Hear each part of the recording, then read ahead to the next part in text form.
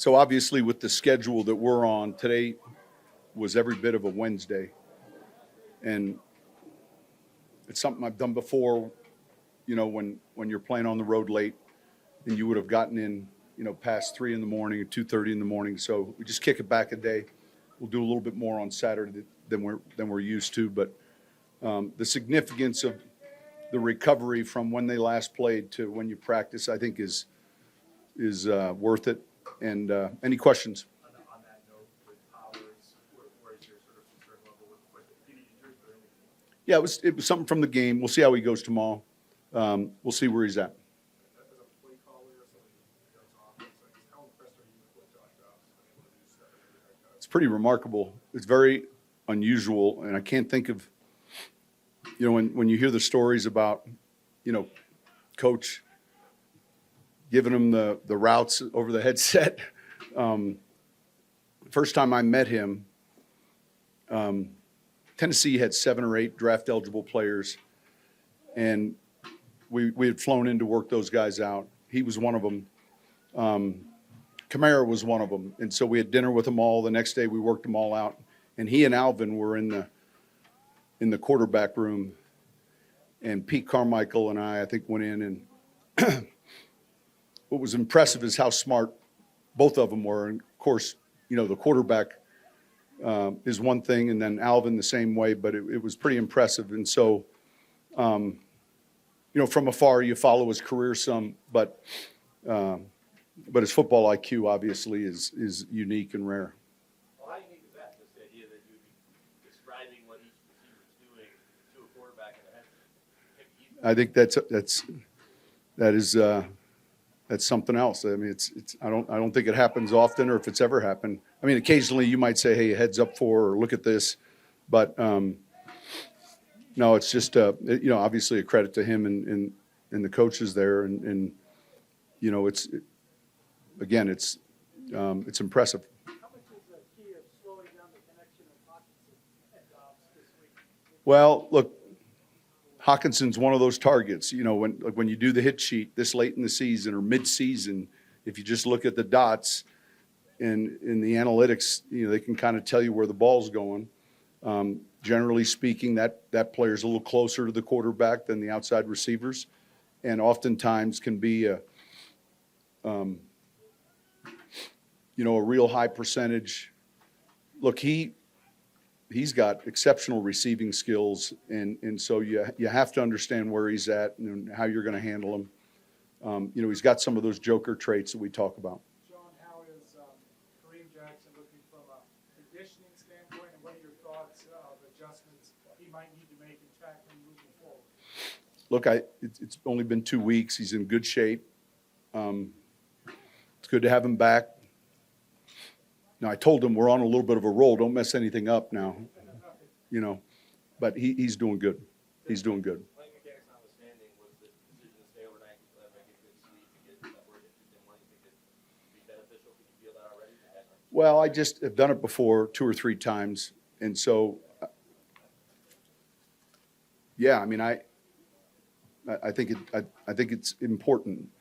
And back when we didn't know any better, we just come home.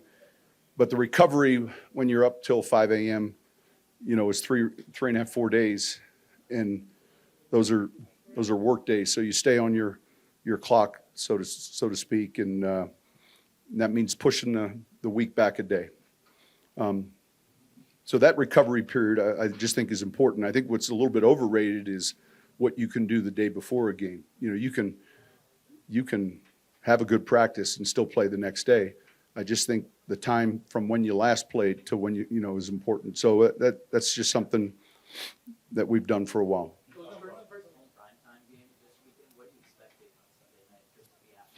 I think, man, our atmosphere has been great. You're just getting used to times. I'm not used to 2:25 or I think 6:15. But I think playing this game at home and having a home crowd, I think it's significant, and we're looking forward to that. It looks like the weather's going to be good, and we're going to count on that crowd noise and all the things that you gain when you play at home. There's That's fantastic. Patrick mentioned that to me, and shoot, I mean, it's outstanding. I didn't know if something happened with the old one or if it was, a lot gets done in those stadiums, but no, that's good. Sean, one of the players that's been getting a lot of love on the broadcast is Quinn Meinerz. What's been your impression of this season? Well, he's physical, and you notice it on some of these individual blocks inside. He plays with real good pad level. He's strong. And so, there's certain times when you need a yard and you're going to get a couple different fronts, but he's playing really well. He had a 25th birthday yesterday. But I'm glad he's on our team. It's, to have a right guard with his strength and power, and it's important to him. Like, he loves football, and so, he's in that weight room, he's studying. It's a good group. Sean, how do you see the evolution of the running game now improving, at least in your own? Well, look, we ran it a lot the other night. I didn't think we ran it particularly as well as I would have hoped. So from an efficiency standpoint, it wasn't maybe as high as other weeks. And yet, it was important in that game. I just finished saying, what was unusual is we had 17 or 18 third downs. I think they had 8, including fourth down. I felt time of possession was important. I mean, all of that happens when you have 4 takeaways. But I did feel like most of the game was played on their end of the field. And so when that happens, mistakes are magnified then to your advantage. But we'll clean up some of that stuff. And this is a unique front we're seeing defensively, a unique defense. And they've been having a lot of success with it. Very aggressive, pressure-oriented, and something that you don't see too often. And they've done a good job with it. Yeah. Well, he's strong. You generally, when we're using him, it involves he's in a block related to the defensive end, and and then you have Chris Meinerz, who's so it's strength and weight and size, relative to the run scheme. The team announced their sponsor a couple of service dogs. What stood out to you about that call? Well, I was interesting you asked that. I was approached not too long ago, and then ownership had mentioned that they were doing it, and I wanted to be involved in it. I had a foundation back in New Orleans, have one, and the same group. We were able to, sell I think 18 or 20 dogs at an event, and what was really cool is obviously helping that way, but then a year later, having some of these servicemen back at one of our practices with their family members, and then talking to the family members about, the significance of, that pet arriving. And so I think it's a great cause, one of many. And so I was excited about it because it was a group that I'd worked with before. Sean, you mentioned a couple of days ago how you guys in the office are nowhere near your sweet spot. I was wondering, what would it take? What do you guys have to do to try to get to that? I don't know. Sometimes it's a Shangri-La that doesn't exist.